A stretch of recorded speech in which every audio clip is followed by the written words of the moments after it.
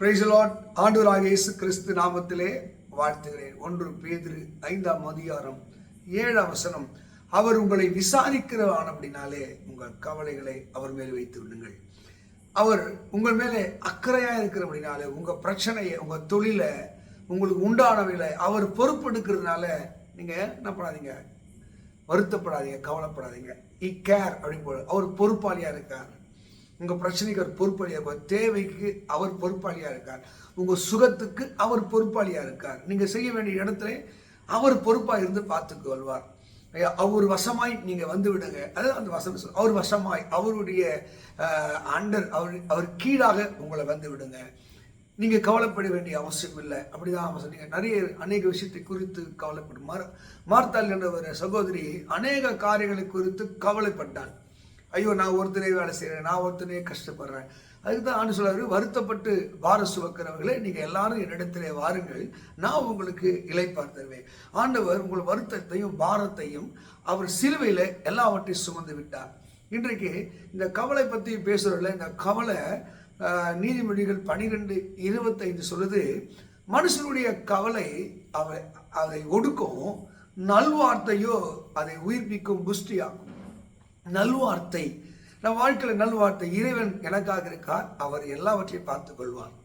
இந்த கவலைக்கு நீங்க சொல்லி பாருங்க, இந்த இதயத்துக்கு சொல்லி பாருங்க, ஐயோ நான் மட்டும் கஷ்டப்படுறேன், எனக்கு ஏன் இந்த பிரச்சனை, எல்லாம் நல்லா இருக்கா, நீ திரும்பி சொல்லி பாருங்க. அது உங்கள் இதயத்தை, உங்கள் ஆத்துமாவை அது ஒடுக்கக்கூடியதாக மாறுகிறது. அதற்காகத்தான் தேவன் சொல்கிறார், நான் உங்களை விசாரிக்கிறவனா இருக்கிறேன், உங்கள் கவலை எல்லாம் என் மேலே வைத்து விடுங்கள். பிலிப்பு நிறுவனம் 4ஆம் அதிகாரம் 6ஆம் சொல்லுது, நீங்கள் ஒன்றுக்கும் கவலைப்படாமல். ஒன்றுக்குன்னா நம்ம கவலையில பல வெரைட்டிஸான கவலை இருக்கு.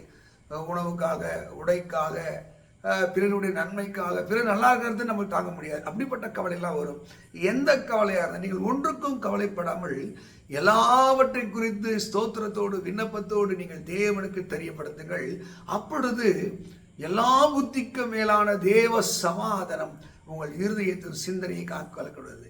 மக்களே, இன்றைக்கு நீங்கள் ஜெயமுள்ள ஒரு வாழ்வை நீங்கள் வாழ வேண்டும் என்றால், வெற்றியை காண வேண்டும் என்றால், நீங்கள் எதையும் சுமக்க கூடாது என்பது அதனுடைய சித்தமாக. ஒன்றுக்கு நீங்கள் கவலைப்படாமல், இந்த கவலை உங்களை ஒடுக்கி நீங்கள் சுதந்திரமாய் செல்லக்கூடாதபடிக்கு எரிச்சலினாலே, கோபத்தினாலே, வருத்தத்தினாலே, போராமினாலே உங்களை நசுக்கக்கூடிய ஒரு நெருக்கடியாக மாறுகிறது.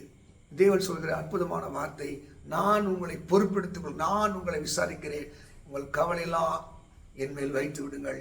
அந்த பரிசுத்தமுள்ள தேவன் 2 கரம் நீட்டி உங்களை அழைக்கிறார். மக்களே, நீங்கள் தேவனுடைய கையிலே கொடுங்கள், தேவன் உங்களை உயர்த்துவார், ஆசீர்வதிப்பார். நீங்கள் ஒன்றுக்கும் கவலைப்படாமல் எல்லாவற்றையும் குறித்து நீங்கள் தேவன் கையிலே சொல்லுங்கள். அவர் உங்களை விசாரித்து பொறுப்பெடுத்து சரியாய் நடத்த வல்லவர். இந்த வார்த்தையின்படியே தேவன் உங்களை ஆசீர்வதிப்பாராக. God bless you. God bless you.